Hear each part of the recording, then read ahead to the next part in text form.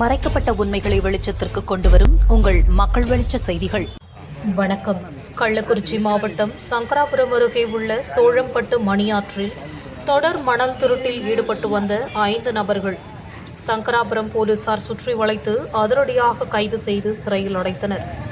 கள்ளக்குறிச்சி மாவட்டம் சங்கராபுரம் அருகே உள்ள சோழம்பட்டு கிராமத்தில் மணியாற்றில் மணல் கடத்துவதாக சங்கராபுரம் போலீசாருக்கு ரகசிய தகவல் கிடைத்ததன் அடிப்படையில் சம்பவ இடத்திற்கு விரைந்து சென்ற சங்கராபுரம் காவல் உதவி ஆய்வாளர் பிரபு மற்றும் தனிப்பிரிவு காவலர் இளந்திரியன் சுமார் 5 மணி அளவில் சோழம்பட்டு கூட்ரோடு சாலையில் 2 ஈச்சர் வாகனத்தில் மணல் கடத்தி வந்த ஈச்சர் வாகனங்களை சுற்றி வளைத்தனர்.